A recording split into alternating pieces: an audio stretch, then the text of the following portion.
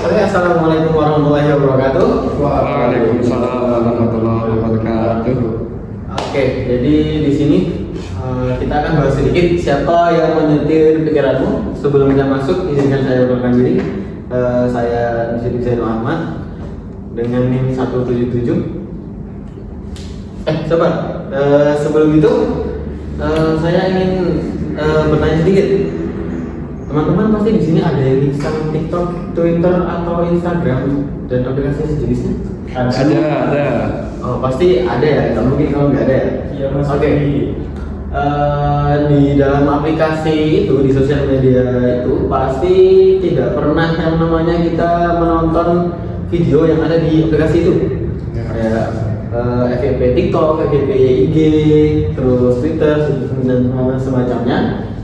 Nah, teman-teman pernah nggak nemu video seperti ini waktu teman-teman semua membuka aplikasi di sosial media teman-teman? Nah, saya kasih waktu 1 menit untuk membaca. Mungkin pernah ada yang lewat atau bahkan pernah ada yang like dari video-video yang ada di sini. Nah, Oke. Mungkin hanya sekedar ada yang lewat saja atau mungkin ada yang nyimpen. Dan kalau misalnya ada yang nyimpen, saya adalah salah satu orangnya yang nyimpen video seperti ini. Ya.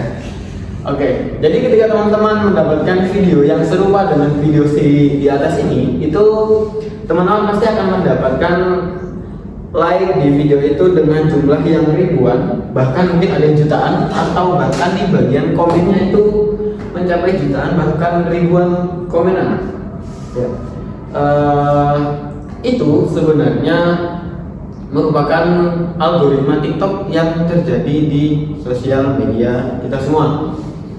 Nah, kalau ada yang melihat video ini, yang like, bahkan ada yang komen sampai bilang, wah video ini relate banget dengan apa yang aku alami, dengan apa yang terjadi dalam hidup saya.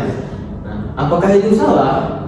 Oh, tentu tidak. Itu wajar, itu wajar sekali. Jika teman-teman merasa capek, merasa lelah, bahkan merasa seperti tidak ada lagi yang peduli dengan teman-teman, dan teman-teman menyaksikan video seperti ini di sosial media teman-teman, dan teman-teman semua merasakan apa yang dirasakan itu ternyata orang lain juga merasakan, itu tidak salah teman-teman, tidak apa-apa, ya, itu tidak salah.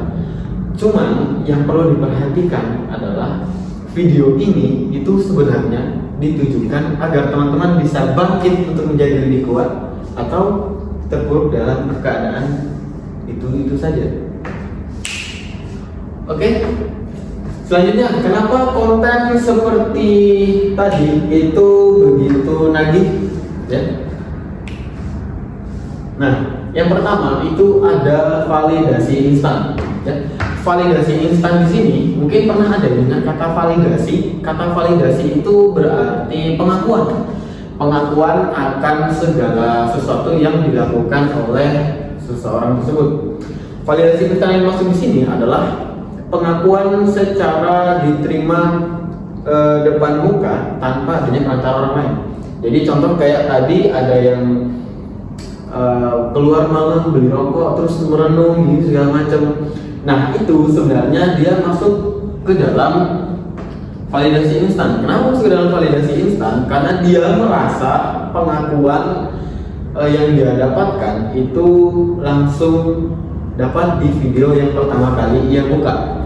Kemudian yang kedua ada estetika kesedihan. Estetika kesedihan di sini itu adalah video sedih tadi yang disajikan berbalut dengan lagu-lagu Hindia. Lagu Hindia seperti Perunggu 3x3 atau Rumah Sakit, atau ada lagi selain itu yang kita ke sana. Nah, seperti lagu itu. Nah, itu yang menjadikan video berupa quotes dari unggahan orang tidak dikenal di sosial media itu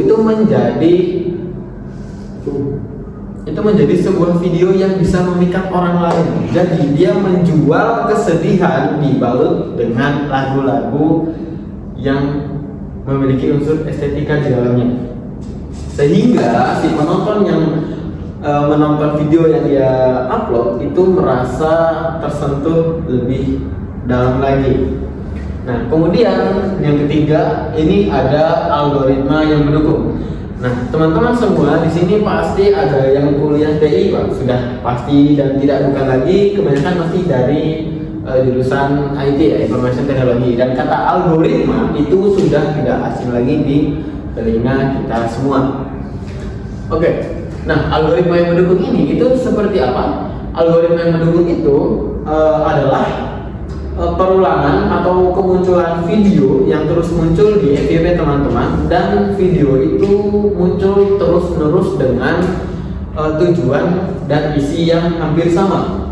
Ya, seperti tadi video yang bisa kita katakan itu, nah, itu masuk ke dalam algoritma yang mendukung. Kenapa bisa masuk dalam algoritma yang mendukung? Itu karena algoritma ini terjadi melalui histori pencarian teman-teman, histori like teman-teman, histori komen, bahkan histori dari share teman-teman. Itu makanya FYP social media akan muncul seperti apa aktivitas yang bisa teman-teman lakukan. Nah, algoritma yang mendukung ini itu ada lagi yang lebih berbahaya. Namanya adalah echo chamber.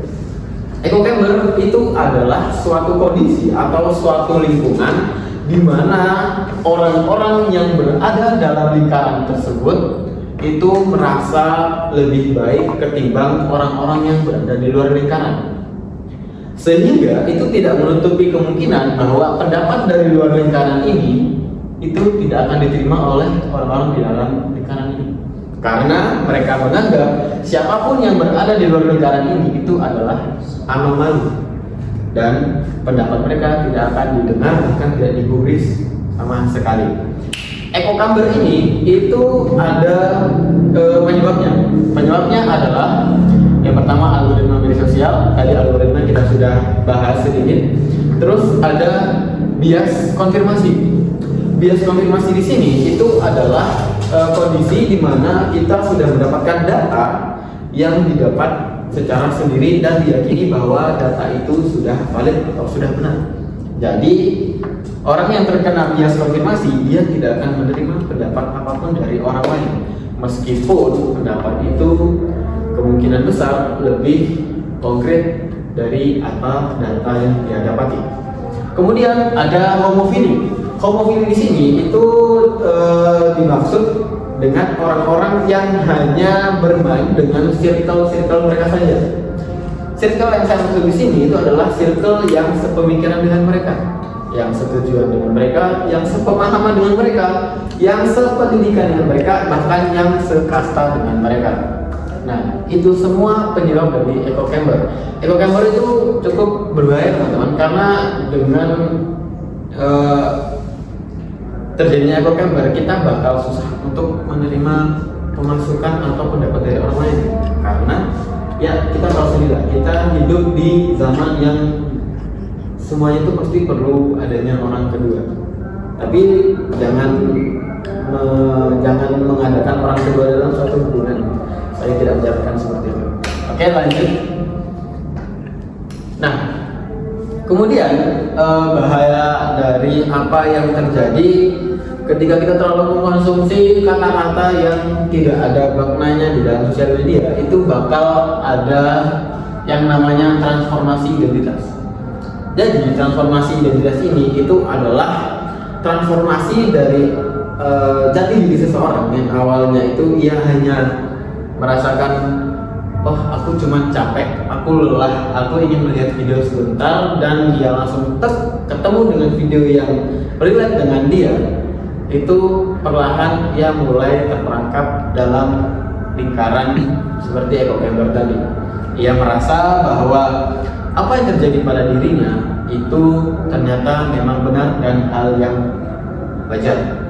Kemudian ada glorifikasi stagnasi. Glorifikasi stagnasi di sini itu adalah kemenangan atau merasa puas akan hal yang sudah ia capai, padahal hal yang ia capai itu masih dalam standar sosial media yang ia tahu. Jadi dia hanya terperangkap dalam sebuah tembok yang besar, tapi dalam tangannya dia itu tembok yang pendek. Nah, masuk ke yang terakhir, di sini ada alergi terhadap solusi. Alergi terhadap solusi di sini itu yang dimaksudkan ketika tadi sama seperti yang ada di Echo Chamber, itu ketika dia mendapatkan sebuah solusi, sebuah penyelesaian atau sebuah pendapat dari orang lain, ia seakan-akan tidak mau mendengar, ya seakan-akan bisu, seakan-akan tidak bisa melihat apa yang disampaikan oleh orang lain. Dia akan tetap kokoh pada apa yang ia yakini, pada apa yang ia percaya, sampai ia mendapati sendiri apa hasil dari yang ia percaya hingga saat ini. Nah, glorifikasi stagnasi tadi itu contohnya ada di sini. Jadi itu langsung ada namanya dia memberikan masukan, memberikan validasi, bahkan sampai memberikan dia kebahagiaan yang seakan-akan itu kebahagiaan yang nyata, padahal aslinya tidak. Jadi kesimpulan dari potongan video ini itu saya hanya ingin mengatakan bahwa jangan terlalu sering mengkonsumsi kata-kata yang tidak masuk di akal atau kata-kata yang sama sekali tidak bermotivasi di sosial media. Karena lambat laun kata-kata itu akan terus berada di dalam pikiran teman-teman, di dalam diri kita semua, yang akan terus menghambat perkembangan dalam tubuh kita semua. Ini ada sedikit kata penutup. Jangan biarkan for your page merubah hidupmu, tapi jangan biarkan for your page di ponselmu itu menentukan for your future dalam hidupmu. Saya Nusri Ahmad, terima kasih.